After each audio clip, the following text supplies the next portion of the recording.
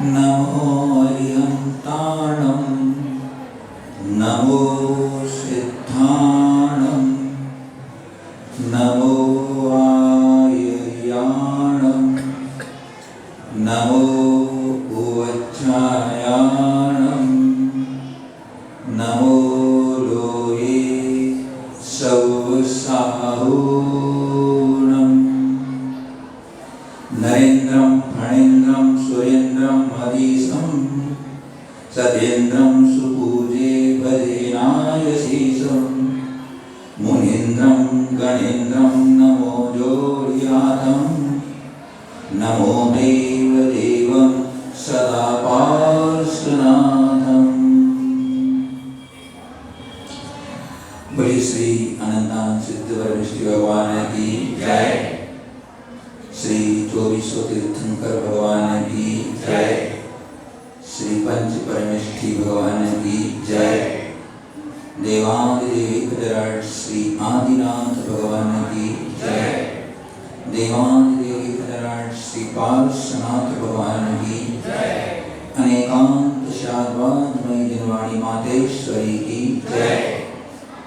परम पूज्य प्रातः स्मरणीय त्रिकाल वंदनीय श्रवण शिरोमणि योगेंद्र चूड़ामणि धर्म साम्राज्य नायक युग प्रवर्तक गुरु नाम गुरु मुनि कुल पितामह जिनवाणी संरक्षक तीर्थ उद्धारक संस्करी संवर्धक जीवंत समय सार घोरादि घोर सर्व परिसर देता श्री निष्कृतवत्कर्ता सम्यक रत्न समाधि सम्राट प्रथमाचार्य चारित्र चक्रवर्ती श्री शांति सागर जी महाराज की जय। परम पूज्य परमोपकारी गुरुवर्य वात्सल्यवारिधि आचार्य श्री वर्धमान सागर जी महाराज की जय। 10 लक्षण धर्म की जय। जय बोले परम पूज्य मनीषी अपूर्व सागर जी महाराज की जय। परम पूज्य मनीषी अर्पित सागर जी महाराज की जय। धर्मानुरागी भव्यात्माओं, पर्वों का राजा पर्युषण पर्व आज अंतिम चरण की ओर है। पिछले 9 दिनों से आप और हम सब यहाँ बैठ करके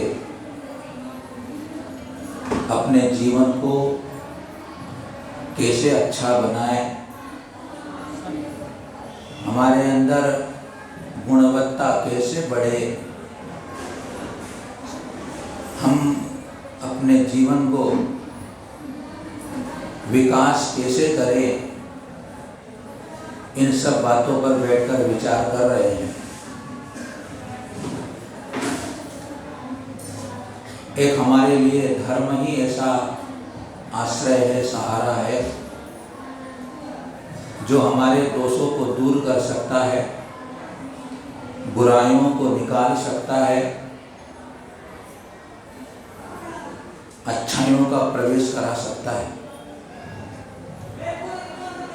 और यह धर्म मुझे बड़े भाग्य से मिल गया है, उसे अपने जीवन में आत्मसात कर लेना है।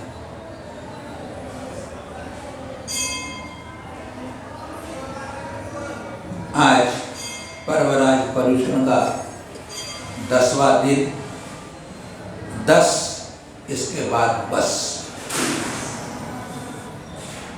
10 इसके बाद बस। 10 को 10 भी कहते हैं, 10 को 10 भी कहते हैं। और अपनी 10 धर्म एक्सप्रेस रूपी ट्रेन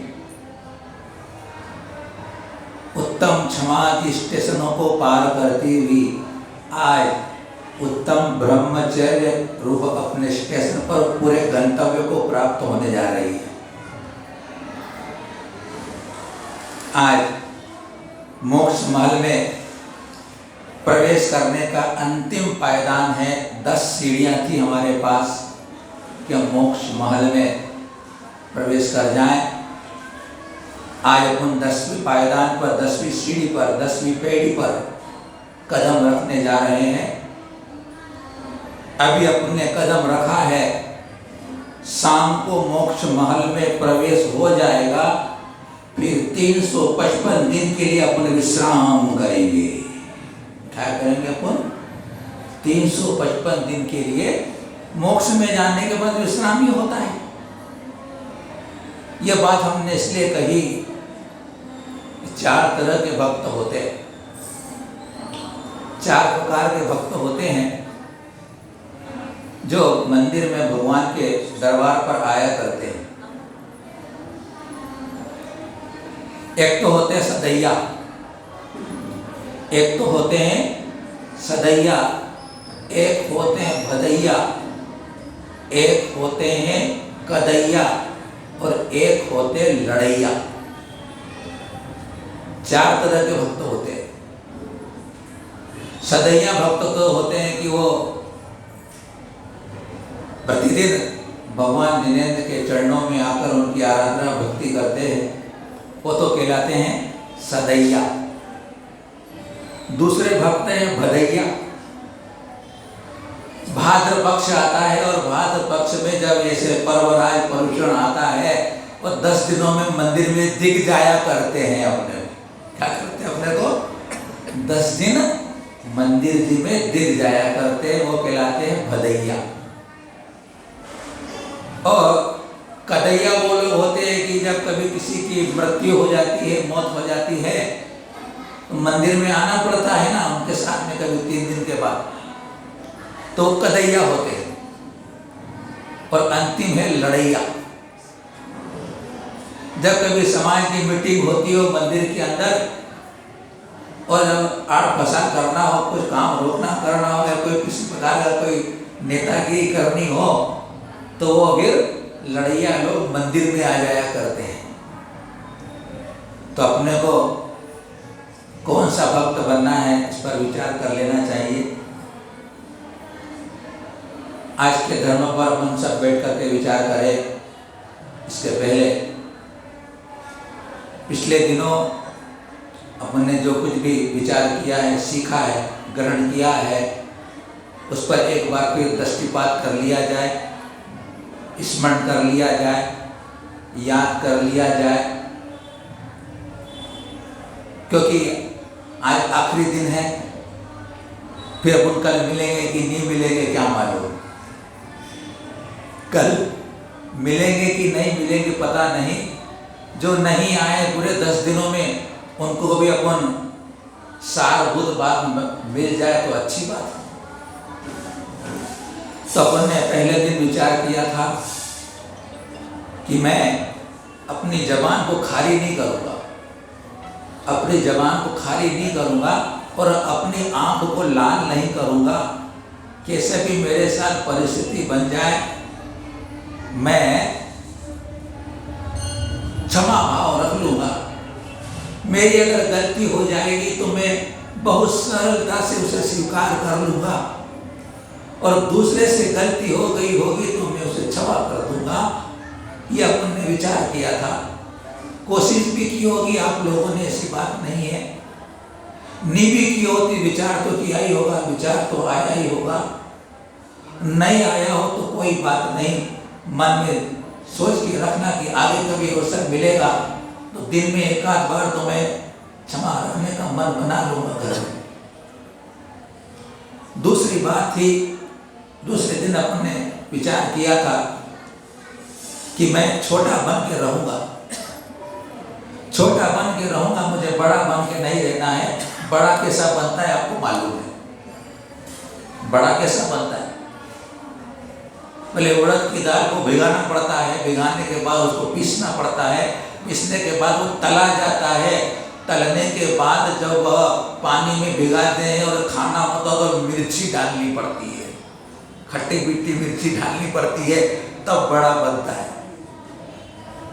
तो मुझे किसी प्रकार का मेरे अंदर अभिमान न आए, गर्व न आए, मेरा मन कोमल रहे, कठोर न हो जाऊं मैं।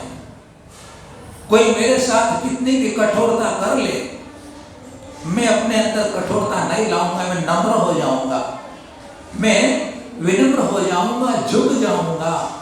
अपन ने विचार किया, तीसरे दिन विचार किया था अपन ने कि मैं अपने जीवन में सरलता रखूंगा, मैं छल नहीं करूंगा, कपट नहीं करूंगा। अगर किसी को मैंने अपने संस्कारों से ठग लिया होगा या ठग लूं तो मैं प्रसन्न नहीं हूं। मैं इतना तो विचार कर लें। होता है मायाचारी कर लेते हैं, किसी को ठग लेते हैं तो अंदर प्रसन्न हो जाते हैं, अच्छा किया ठग लिया बोले उसको आज मैंने।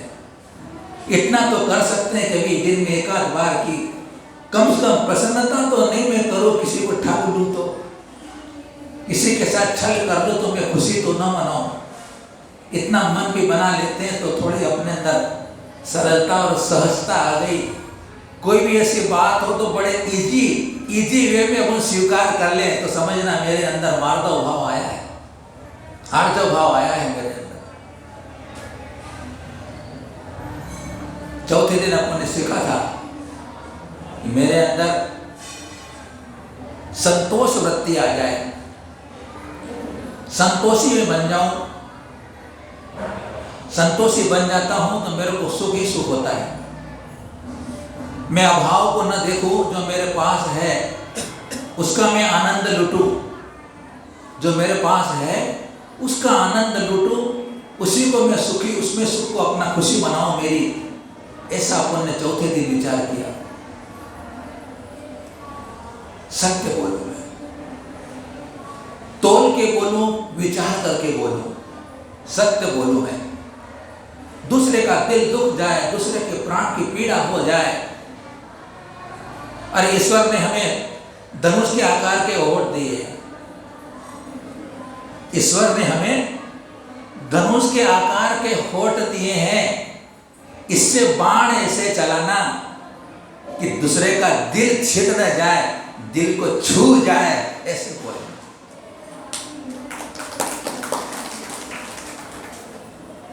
यह पुण्य सत्य धर्म के दिन सिखा। उसके बाद में संयम, ये जीवन संयम के बिना अधूरा है। मेरे इंद्रियों पर संयम हो, मेरे मन पर संयम हो, मैं इंद्रियों को स्वच्छंद न होने दूं, उन पर ब्रेक लगा दूं, उन पर कमांड कर लूं, उसको अपने नियंत्रण में ले लूं। अगर घर में गया और भोजन करने बैठा और कदाचित मुझे ठंडी रोटी मिली है, ठंडी सब्जी मिली है, उस समय मैं अपने अंदर संयम रख लूंगा। अगर समय पे मेरी पत्नी ने मेरा कोई काम नहीं किया तो उस समय मेरे मन को उबलने नहीं दूंगा मैं। ऐसा मैं अगर संयम धारण करता हूं तो मैंने कुछ सीख लिया। ये छोटी छोटी बातें होती है अपने जीवन में जो कि अपने को बहुत ऊंचा उठा देती है। बहुत बड़ा अपन को संयम नहीं करना, इतना संयम भी करते हैं तो अपना जीवन ऊंचा उठ जाता है। अपने न दया का झरना बहता रहे, मेरा खान पान ऐसा न हो किसी निरीह प्राणियों का मेरे साथ हनन हो जाए, खाने में ऐसे पदार्थ न आ जाए जिससे कि उन प्राणियों की पीड़ा हो जाए, प्राणी का घात हो जाए। कम से कम इतना तो मैं संयम रख सकता हूँ। मैं जिन कुल में उत्पन्न हुआ, जैन धर्म में उत्पन्न हुआ हूँ, इतनी तो मैं भगवान महावीर की जयकार करता हूँ। मैं अहिंसा का सद्घोष करने वाला हूँ। मैं कम से कम इतना संयम तो रख सकता हूँ कि जो मेरे लिए अभक्ष है उनका तो मैं सेवन करना छोड़ दूं। तपना है आपने, बहुत बड़ा तप नहीं करना है आपको। थाली आ जाए, थाली में से एक सब्जी निकाल के रख देना, नहीं तप हो जाएगा तुम्हारा। अच्छी कोई स्वीट बनी है, मिठाई बनी है, एक ही बार लूंगा, दोबारा नहीं खाऊंगा, ये भी अगर मन बना लोगे तुमने मन को जीत लिया, तुमने तप कर लिया। बड़े तप तो हमारे लिए छोड़ दो, अब यही कर लो आप।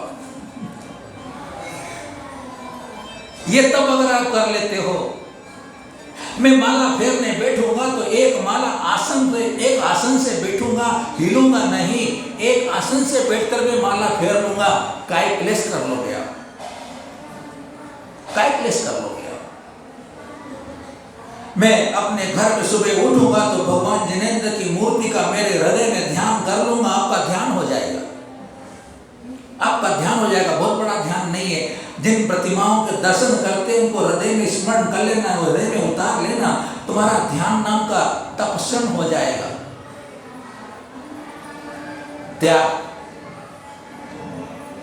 बोले भाई हमारा त्याग का तो त्याग करने का त्याग है, हमारा त्याग करने का त्याग है।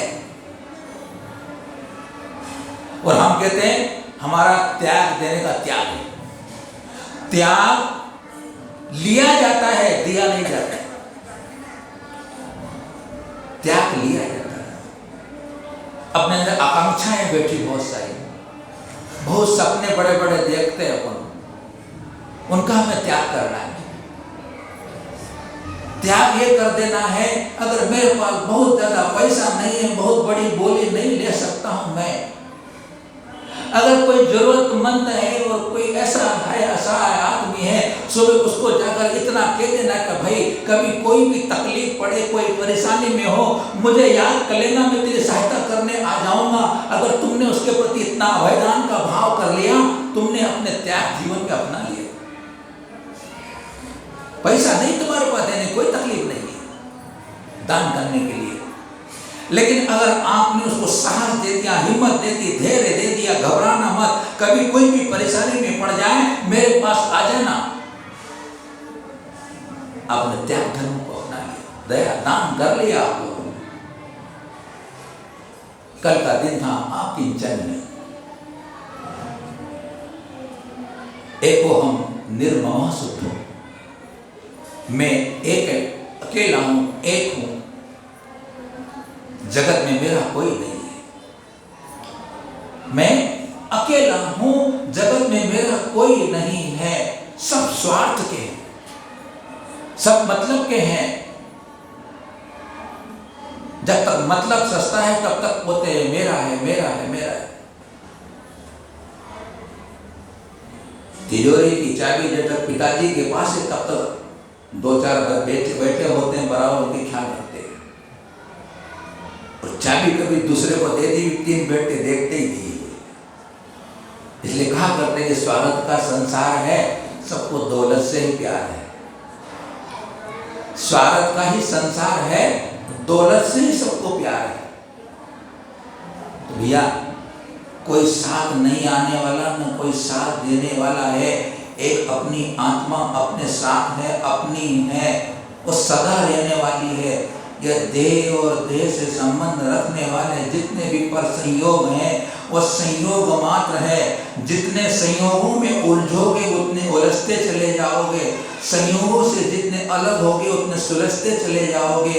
अपने पे आ जाओ, एक अपने अंदर आ जाओ, अपने अंदर की दृष्टि कर लो, तुम अपने आप को उपलब्ध कर लो। यह है अपना अकिंचन। आचार्य भगवानों ने कह दिया है हमारे को कि तू एक ऐसा ही विचार कर कि इस जगत में मेरा कुछ नहीं और कोई नहीं, मैंने तुझे वो योगियों का अंदर का रहस्य बता दिया है जिससे कि तू परमात्मा पद को प्राप्त कर लेगा। एक ऐसी अंतर की आत्मिक भावना अगर अपने अंदर आ जाती है तो अपन हाथ में मुक्ति को रखने वाले हो जाते हैं। और आज का अंतिम अपना विचार अपन करेंगे बैठ करके, वह होगा, कहते हैं कि मंत्रों में मंत्र, नमोकार मंत्र, तीर्थों में तीर्थ, सम्य शिखर तीर्थ, ग्रंथों में ग्रंथ, तत्वार सूत्र ग्रंथ, गुप्तियों में गुप्ति, मनोगुप्ति, इंद्रियों में कोई इंद्री, रसना इंद्री, इंद्रियों में कोई इंद्री, रसना इंद्री, और धर्मों में कोई धर्म है तो वो उत्तम ब्रह्मचर्य धर्म है। धर्मों में धर्म कोई है तो उत्तम ब्रह्मचर्य धर्म। तो अपन आज उत्तम ब्रह्मचर्य धर्म पर विचार करते हैं। कोई कठिन काम नहीं, बहुत आसान काम है, क्योंकि ये अपने अंदर की जो वासना है उसे बदलना है। वासना में न जाना वासना है। कुनकुन स्वामी जी के श्री चरणों में बैठते हैं तो 12 अनुपेक्षा में ब्रह्मचर्य धर्म के बारे में कहते हैं कि जो स्त्री के अंगों को देख करके अपने मन को विकारी नहीं करता है, वो उसका ब्रह्मचर्य धर्म होता है। और ऐसा ब्रह्मचर्य धर्म का पालन करना बड़ा दुर्धर और कठिन है। स्त्री के हाव रूप रंग हाल चाल देख करके अगर मन विकारी हो जाता है तो उस ब्रह्मचर्य के पालन करने वाले को कुनकुन स्वामी कहते हैं कि तुझे अभी और साधना करनी पड़ेगी। लेकिन हम शास्त्रों को देखते हैं कि इतना कठिन धर्म भी एक सद्गृहस्थ अपने जीवन में अपना लेता है कि स्त्रियों का समागम मिल जाने पर भी वो विकार को प्राप्त नहीं हो रहा है, उसका मन काला नहीं हो रहा है, मन खराब नहीं हो रहा है। इतिहास के पन्ने को पढ़ते हैं तो पता चलता है, एक बार नहीं 3-3 बार स्त्रियों का समागम हो रहा है, लेकिन निर्विकार है, ग्रस्त। नाम सब आप जानते होंगे, उनका नाम था सेठ सुदर्शन। सेठ सुदर्शन बड़े हैंडसम थे, हैं? हाँ, कामदेव, और अंग्रेजी में हैंडसम बोल देंगे और संस्कृत बोलेंगे कामदेव थे। कामदेव थे, बताइए आप, रूप रंग उनका शरीर का स्वस्थ और बॉडी लैंग्वेज एकदम आदमी देखे तो दीवाना हो जाए। तो उनके मित्र की पत्नी ने जब उसको देखा तो वह उन पर मुग्ध हो गई। उस मित्र की पति ने बाहर चला गया, मित्र बाहर चला गया, उसकी पत्नी ने किसी आइडिया से उन्हें सुदर्शन को अपने घर बुला लिया और घर बुला करके उनके साथ समागम करने की बात करी। बहुत चेष्टाएं की, लेकिन सुदर्शन कहते हैं कि मैं तुम्हारे योग्य नहीं हूं, मैं तुम्हारे योग्य नहीं हूं, मैं तुम्हारा कुछ भी नहीं कर सकता हूं, मैं नपुंसक हूं। विचार करने की बात है। सामने खाने को थाली मिले और हटा दे श्रावक का, ग्रस्त को ठुकरा दिया उन्होंने। अरे मैं नपुंसक कह दिया, बताइए आप कितनी बड़ी बात कह दी, मैं नपुंसक, मैं कुछ नहीं कर सकता तुम्हारा। हार जाती। दूसरी बार रानी को मालूम पड़ता उस नगर की, इसके साथ अगर समागम नहीं हुआ तो मेरा जीवन नष्ट, बेकार है, उस काम का नहीं। छल करके, कपट करके सुदर्शन सेठ को वह अपने घर उठवा लेती, किडनैप कर लिया। क्या कर लिया हमने? किडनैप। और वहां पर भी उन्होंने बहुत तरह से उस सुदर्शन सेठ को लुभाने की कोशिश की, बड़े हंग पंग दिखा करके उन्हें वासना में लाने की कोशिश की। लेकिन सुदर्शन सेठ क्या कहते हैं, कितनी प्यारी बात कहते हैं कि तुम तो राजमाता हो, रानी हो, राजमाता हो, तो राजमाता और गुरु माता मेरे लिए माता के समान होती है। मैं मां के साथ कैसे संबंध कर सकता हूं? मैं जब इस बात को वह सुन लेती है कि अपने दाल नहीं गलने वाली है, तो आचार्य कहते हैं कि देवो न जानाति स्त्री चरित्रम, देवो न जानाति स्त्री चरित्रम, स्त्री का चरित्र कोई जान नहीं सकता है। उसने झूठा आरोप लगाने की कोशिश की, अपने कपड़े फाड़ लिए, ऐसा फिर भी जो भी चरित्र खराब होता है कर दिया कि वे सब गलत काम कर रहे थे। राजा को मालूम पड़ा, राजा ने आओ देखा न ताओ देखा, पता चला कि ये सेठ सुदर्शन की बात है, सूली पे चढ़ा दिया है। देख लीजिए आप, जिसका मन इतने स्त्रियों के समागम मिल जाने पर भी अंदर से शुद्ध निर्मल रह रहा है, वो ऐसा गृहस्थ ब्रह्मचर्य का पालन कर रहा है। सूली पे चढ़ाने की जब बारी आई तो आप सबको मालूम है कि वह सूली सिंहासन बन जाती है और उनके फूलों की माला उन पर चढ़ जाती है। किसने सिंहासन बनाया है? उनके सील ने, उनके ब्रह्मचर्य ने। सारी साधना का अगर कोई आधार है वो ब्रह्मचर्य है।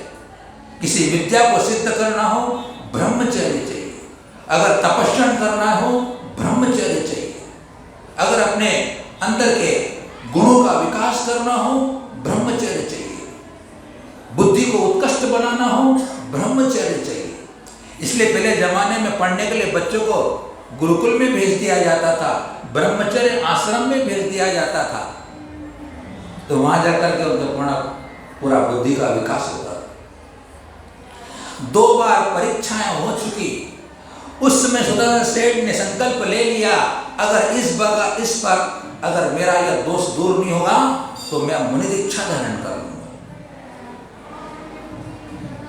मुनि दीक्षा धारण कर ली और तपस्या कर रहे हैं, उधर से निकली एक वेश्या। उस वेश्या के अंदर भी खोट आ गई, मन में वासना जाग गई। वासना बड़ी खराब होती है, इस वासना को वश में करने का नाम ब्रह्मचर्य है। मानदुंगा आचार्य की 4 पंक्तियां घटित हो जाती है कि सुमेरु पर्वत को हिला देने की हवा में ताकत नहीं है। सुमेरु पर्वत को कितने भी प्रलय काल की हवाएं चले हिला नहीं सकती है। हे आदि प्रभु, आपका मन भी ऐसा अडिग और अचल है कि देवांगनाएं भी आपके मन को विचलित नहीं कर सकती। बोले मुनिराज, महामुनिराज श्रवण सरताज सुदर्शन सेठ अब मुनि बन चुके हैं और वेश्या अपनी वासना दूर करना चाहती, उनके साथ आलिंगन कर रही है। पूरे शरीर का आलिंगन, पूरे कामुक करने की सारी चेष्टाएं, लेकिन निर्विकार खड़े हैं सुदर्शन से मुनिराज। तो ऐसा है कि स्त्री के रूप रंग भाव को देखकर भी मन में विकार न आए, वो ब्रह्मचर्य। ब्रह्म का अर्थ होता है वीर्य। वीर का नाश नहीं करना है, वीर के नाश को रोकना, उसका नाम ब्रह्मचर्य है। एक दार्शनिक हुए, सुकरात का नाम सुना होगा आप लोगों ने। सुकरात पश्चिम के एक दार्शनिक हुए हैं। उनसे किसी व्यक्ति ने पूछा कि स्त्री से संभोग कितनी बार करना चाहिए? तो बोले कि जीवन में 1 बार संभोग करना चाहिए। बोले यह भी संभव नहीं हो तो बोले साल में 1 बार संभोग करना चाहिए। बोले यह भी संभव नहीं हो तो महीने में 1 बार संभोग करना चाहिए। और अगर ये भी नहीं कर सकते हो तो सर पे कफन बांध लेना, जितना करना हो मर्जी से करना। बोले सर पे कफन बांध लेना। सुकरात जैसा दार्शनिक कह रहा है। तो भैया हमें इस वीर की रक्षा करना है। मैथुन का त्याग करना ब्रह्मचर्य व्रत है। मैथुन में ब्रह्म, अब्रह्म का नाम मैथुन है, और मैथुन का त्याग करना ब्रह्मचर्य धर्म है। जीवन ऊर्जा को काम में नहीं राम में लगाना, जीवन ऊर्जा को काम में नहीं राम में लगाना ब्रह्मचर्य धर्म है। और जीवन ऊर्जा को भोग में नहीं योग में लगाना ब्रह्मचर्य धर्म है। भोग में नहीं योग में लगाना जीवन ऊर्जा को ब्रह्मचर्य धर्म है। कभी कल्पना कर सकते हैं आप लोग कि जिसकी शादी हुई है, सुहाग रात मनाने का दिन है, वह एक ऐसा ब्रह्मचारी हो गया, सुहाग रात नहीं मनाई और घर से निकल गया। जानते हो उसका नाम आप लोग? क्या नाम है बता दो, मैं भूल रहा हूं। मैं जम्बू स्वामी। हमारे अंतिम केवली भगवंत हमारे हुए हैं। जम्बू स्वामी का नाम इतिहास में स्वर्णिम अक्षरों में लिखा हुआ है। माता पिता कहते हैं कि तुझे घर बसाना है, कहते हैं मुझे नहीं बसाना है, मुझे घर नहीं बसाना, मुझे संसार में नहीं फंसना है, ये कीचड़ है, कीचड़ है। फिर कीचड़ में फंस जाते तो निकलना बड़ा कठिन है। जो नहीं फंसे हैं तो बहुत जल्दी निकल गए, जो नहीं फंसे हैं वो जल्दी निकल गए हैं। तो तुझे तो शादी तो करनी पड़ेगी, हमारी इच्छा तो पूरी करनी पड़ेगी। कोई बात नहीं, तुम्हारी इच्छा है पूरी कर लो। एक नहीं, दो नहीं, 8 कन्याओं के साथ विवाह हो रहा है। 8 कन्याओं के साथ सर्वांग सुंदरी हुस्न की परियां,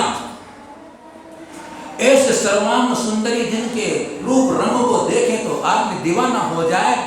शादी हो गई जम्बू स्वामी की, शादी करके ले आए, 8 को 8 घेर के बैठी हुई जम्बू स्वामी को। जम्बू स्वामी कह रहे कि मेरे को तुम्हारे साथ कोई संबंध नहीं करना, विचार करने की बात है। इसलिए क्या कहा कि इस जीवन ऊर्जा को भोग में नहीं योग में लगाओ। रात भर उनके साथ माँ भी चर्चा कर रही है, वो भी चर्चा कर रहे हैं, उनको कामुक करने के सब हो रहे हैं। एक नहीं मानी जम्बू स्वामी ने। अरे वहां गलती से चोर आ गया, गलती से चोरी करने चोर आ गया, तो वहां उन सबकी बातों को सुनकर के चोर को भी वैराग्य हो गया। अरे मैं इसके घर में चोरी करने आया हूं और ये घर से निकलने की बात कर रहा है, रानियों को छोड़ करके। धिक्कार है बोले मेरे। वो चोर भी दीक्षा ले लेता है और जम्बू स्वामी भी दीक्षा लेते हैं। यह है अपने जीवन शक्ति को भोग में नहीं योग में लगाना है, काम में नहीं राम में लगाना है। स्त्री मात्र में मातृत्व का भाव आ जाना ब्रह्मचर्य धर्म। स्त्री मात्र में मातृत्व का भाव है मेरी मां। बंधुओं, किताब पढ़ रहे थे हम, उसमें एक बड़े साहित्यकार हुए हैं, उनका नाम है जैनेन्द्र कुमार। बहुत बड़े साहित्यकार है, उन्होंने उपन्यास लिखे। जैन है लेकिन अपने साथ अगर जैन नहीं लगाते हैं, लेकिन सारे धर्म जैन के पालते, जैन नहीं लगाते। तो उन्होंने अपने उपन्यास में लिखा कि हमें अपने पिता की जो जीवन साथी है वो तो हमारी माँ है। हम अपने पिता की जो जीवन साथी है उसको हम माँ मानते हैं, और अब तो अपने बच्चों की माँ भी हमें माँ दिखाई देती है। क्या लिखा उन्होंने? अब तो हमें अपने बच्चों की माँ दिखाई देती है। देखो साहब, ये ब्रह्मचर्य उन्होंने लिखा, यही मेरा ब्रह्मचर्य है। कितनी बड़ी बात है। वहां प्रेम के संबंध है, साथ में रह रहे हैं, संबंधों में कोई कड़वाहट नहीं है, फिर भी वह अपनी पत्नी में माता के दर्शन कर रहा है। देखो आप, अंदर से यह मन की जो निर्मलता है, अपने मन का जो उजलापन है, यह होता है ब्रह्मचर्य धर्म। बताए कितनी सीधी सी भाषा में व्याख्या कर दी ब्रह्मचर्य की, कि हम अपनी पत्नी के प्रति हम एक स्थिति ऐसी आ जाए कि मातृत्व भाव। गांधी जी के जीवन गाथा को पढ़ते हैं। एक बार गांधी जी एक सभा में बैठे हुए थे, उनके साथ में उनकी पत्नी बा, उनको बा बोलते, कस्तूरबा बा बैठी हुई थी। तो किसी ने बापू से पूछा कि बापू से बा के बारे में पूछ लिया उन्हें कि लगता है ये आपकी माँ है। बापू से क्या कहा, किसी पूछने वाले ने, लगता है कि ये आपकी माँ है। ये बात सुनकर के बापू स्तब्ध हो गए। फिर कुछ विचार करके बोलते हैं, हाँ ये मेरी माँ है, हाँ मेरी माँ है। तो उनके जो मित्र लोग थे, साथ में थे उनके सभा में लोग, वो हंस पड़े, बोले बापू क्या कह रहे हो आप? हाँ मैं सही कह रहा हूँ, मेरी माँ है। तो बापू क्या कहते हैं कि हमारा कितना ख्याल रखती है, हमें नहलाती है, धुलाती है, कपड़े हमारे को पहनाती है, कपड़े धो के देती है, जब भोजन का समय होता है तो भोजन कराती है, पंखा देते हुए बहुत अच्छे से। वो जब रात होती है तो मुझे सोने का बोल देते कि बहुत देर हो गई, अब तो सो जाओ। बोले कब तक काम करोगे? बोले तो एक माँ का ही तो काम करती मेरे लिए, मेरी माँ है। देखो साहब, क्या ये दृष्टि का परिवर्तन चाहिए आदमी को। ऐसे ब्रह्मचर्य के संबंध में अपने को इन इतिहास के पन्नों को पढ़ने को मिलता है। ब्रह्म का अर्थ होता है आत्मा, ब्रह्म का अर्थ होता है आत्मा, और आत्मा की उपलब्धि के जो साधन है, आत्मा को उपलब्ध करने के लिए जो साधन है उसका नाम ब्रह्मचर्य है।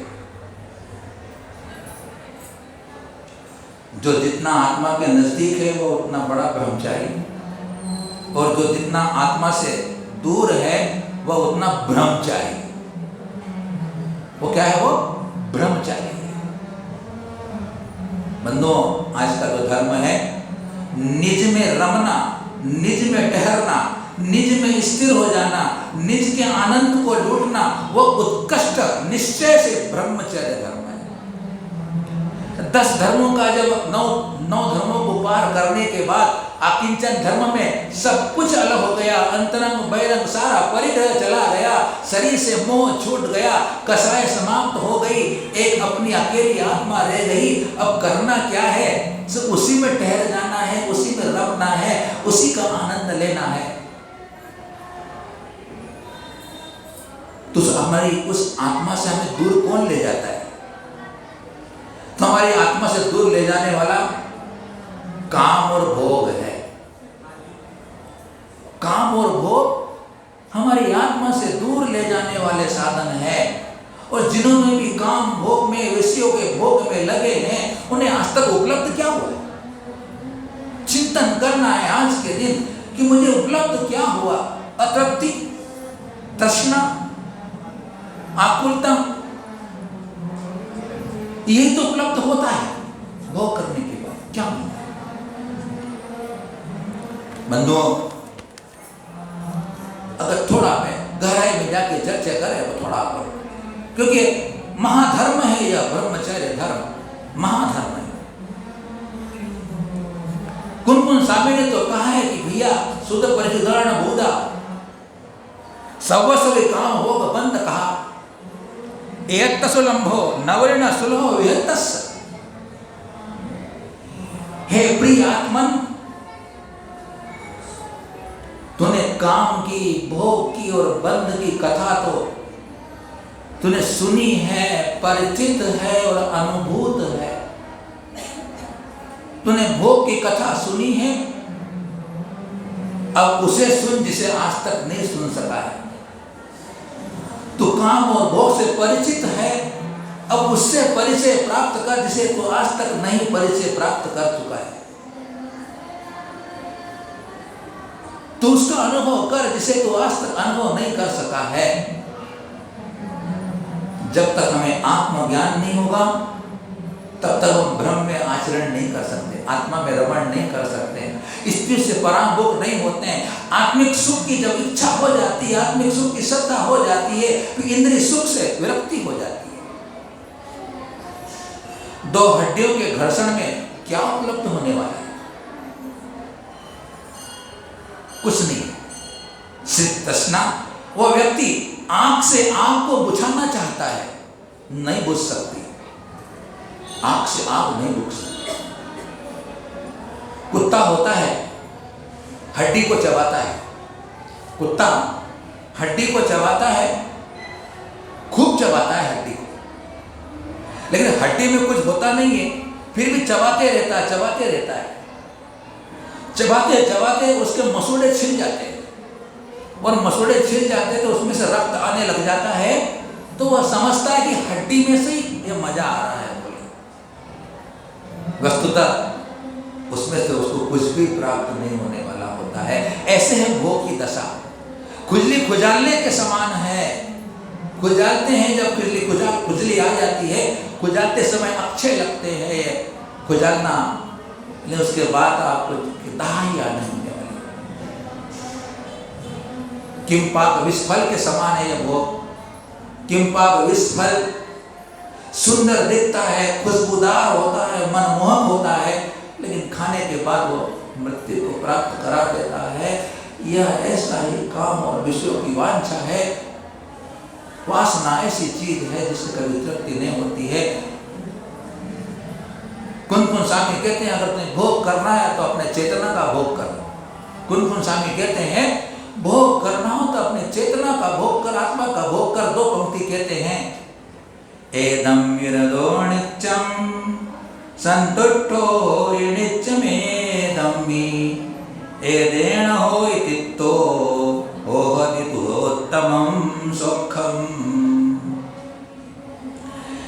तो इस आत्मा में नित्य, एदं विरदो नित्यं, इस आत्मा में नित्य रमण कर, तो क्या होगा? तो आत्मा में ही तो संतुष्ट हो, ही आत्मा में संतुष्ट हो। नित्यम एदम्मी, और नित्य ही इसमें तित्तो तृप्त हो, तो क्या होगा? उत्तमम सुखम तुमम, तुम्हें उत्तम सुख की प्राप्ति होगी। दुर्गंधित अपवित्र मल से भरे हुए शरीर के समागम से अज्ञानी लोग उसमें सुख समझते हैं, यह उनकी भूल और भ्रांति है। इससे विरक्त हो। घर में रहकर के भी ब्रह्मचर्य का पालन होता है। घर में रहकर के भी एक स्त्री पतिव्रता, एक स्त्रीवत का आपका धर्म का पालन हो सकता है, कर सकते हैं। अपने जीवन में अगर ऊंचाई प्राप्त करना है, अपने अंदर शक्ति का संग्रह करना है, तो ब्रह्मचर्य का पालन करना चाहिए। कितनी बड़ी बात कह दी कि हम घर में रहकर भी ब्रह्मचर्य का पालन कर सकते हैं, क्योंकि वहां पर आत्मानुराग जग जाता है। ब्रह्मचर्य लेने के बाद अब देहानुराग से ऊपर उठ जाता है। एक आत्मानुराग होता है और एक देहानुराग होता है। देह से राग हट जाने के बाद आत्मा में राग हो जाता है। हमारे समाज ने कितनी अच्छी व्यवस्था दी है कि तुझे वेदना होती है, कि इंद्रियों की पीड़ा सताती है, तो स्वच्छंद न हो जाए, विवाह कर ले। विवाह कर ले। विवाह क्या है मालूम है आपको? विवाह एक च्युइंगम के समान है। विवाह क्या है? च्युइंगम। च्युइंगम चूमे खाते हैं तो बड़ी अच्छी मीठी मीठी लगती है च्युइंगम। बाद में उसके बाद में चबाते रहो, कोई स्वाद ही नहीं आता है। इसलिए कहते संत कहते हैं कि विवाह में शुरू में लगता है वाह, विवाह में शुरू में लगता है वाह, उसके बाद कुछ दिनों के बाद लगता है आह, कुछ दिन के बाद लगता है तबाह। यह है विवाह।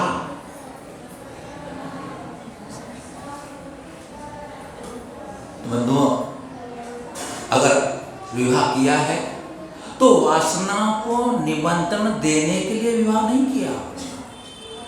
आत्मा को वासना को नियंत्रण करने के लिए विवाह किया है। अन्य स्त्री के प्रति मेरे भाव खराब नहीं होंगे, अन्य स्त्री के पास नहीं जाऊंगा, मैं अन्य स्त्री को देख लूंगा तो मेरा मन खराब नहीं करूंगा। ये आंख की खराबी ज्यादा करती है। आंख अगर ठीक हो तो सब ठीक है, आंख खराब हो जाए तो सब खराब हो जाता है।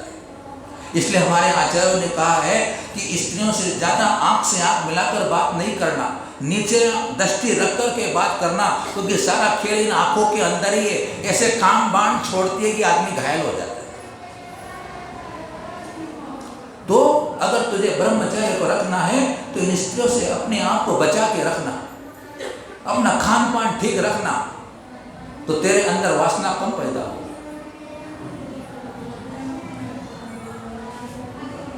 बंधुओं,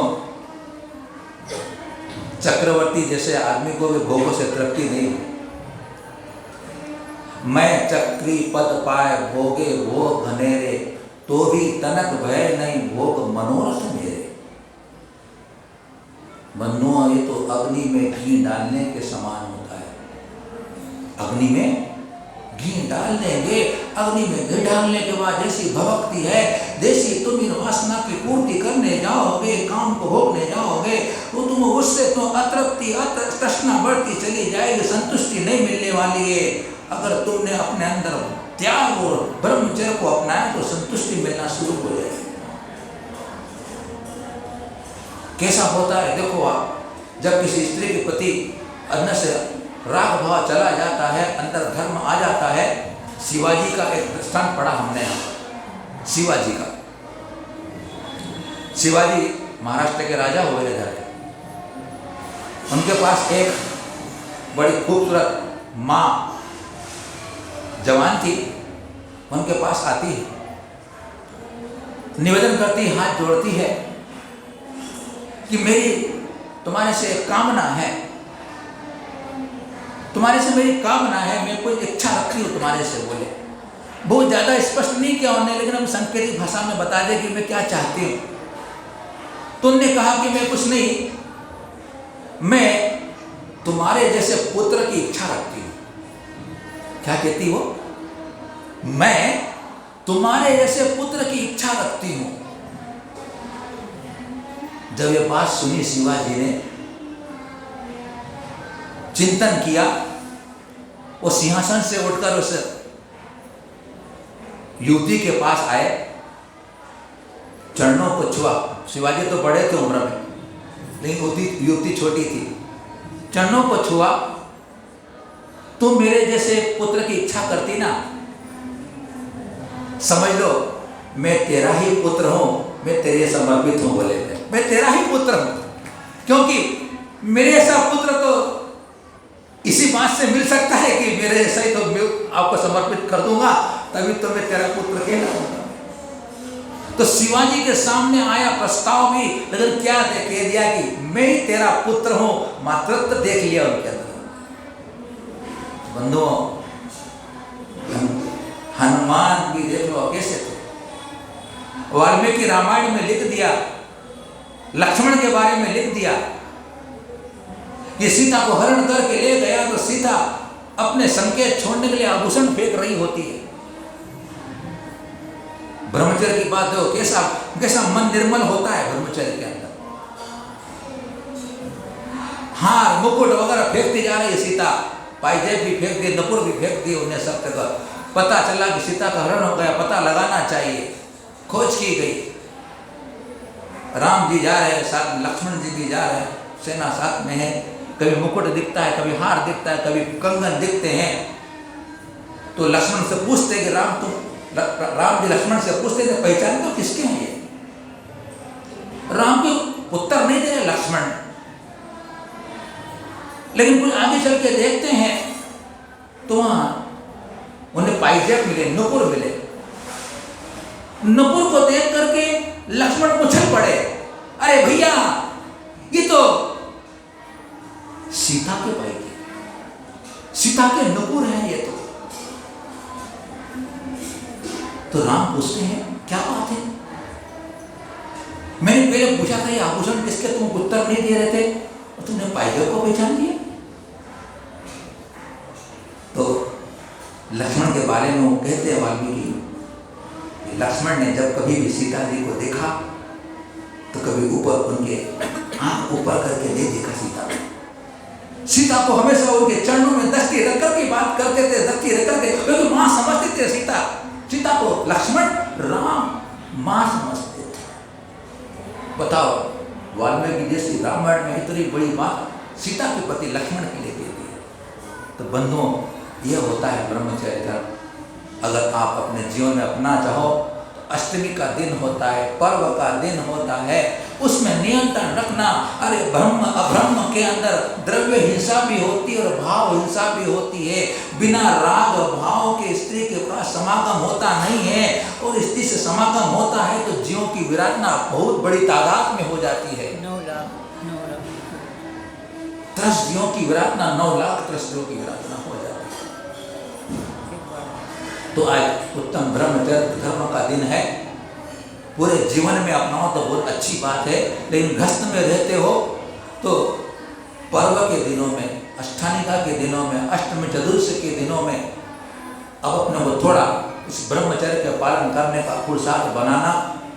पराय स्त्री के प्रति किसी प्रकार की, अपने पड़ोसन के ऊपर कभी कभी ऐसा ही होता है, अपनी पत्नी में तो अच्छा नहीं नजर आता है, पड़ोसन अच्छी लगती है, पड़ोसन अच्छी लगती है। तो क्रूर काव्य में कह दिया कि ऐसे देखने वाले व्यक्ति को धिक्कार है। क्रूर काव्य में बहुत बड़ी बड़ी बातें लिखी इसके संबंध में। जो अपनी पत्नी में संतुष्ट नहीं हुआ वो दूसरे की पत्नी में क्या संतुष्ट हो जाएगी, वहां तो भय बना रहता है। बंधुओं, बड़ी विकृति फैल रही देश के अंदर, समाज के अंदर, एक विकृति का बड़ा दुष्प्रभाव हो रहा है। जब तक हमारे अंदर ब्रह्मचर्य के प्रति भावना नहीं आएगी तब तक हमारा आत्म उद्धार भी नहीं होगा, आत्म कल्याण भी नहीं होने वाला है। आज का अंतिम दिन है। जो युवतियां बैठी हुई है, युवक बैठे हुए हों, उनके लिए हम संदेश देना चाहेंगे, प्रेरणा देना चाहेंगे कि तुम्हें विवाह करना है, शादी करना है, अपने समाज के बीच में करना, अपने जाति के बीच में करना, किसी दूसरे जाति समाज के बीच में अपने शादी करने का मन नहीं बनाना, अपने माता पिता की स्वीकृति लेकर के शादी विवाह करना, तो तुम्हारे जीवन में ब्रह्मचर्य का एक धर्म प्रकट हो जाएगा। आज के लिए प्रेरणा देना चाहेंगे जो युवक युवती बैठे उनके लिए।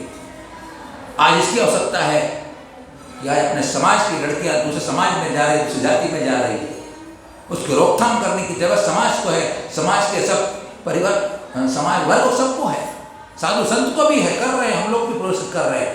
अन्यथा बंधु जैन धर्म की स्थिति गंभीर हो जाने वाली है। तो अपने जीवन में अपने आंखों को बचाएं, इंद्रियों को संयम करें, वासना से दूर रहें, ब्रह्मचर्य की जितनी साधना हो, वीर की जितनी रक्षा करना हो करें, राम को भजें। इन्हीं मंगल भावनाओं के साथ गुरुवार आचार्य श्री वर्तमान साधु महाराज की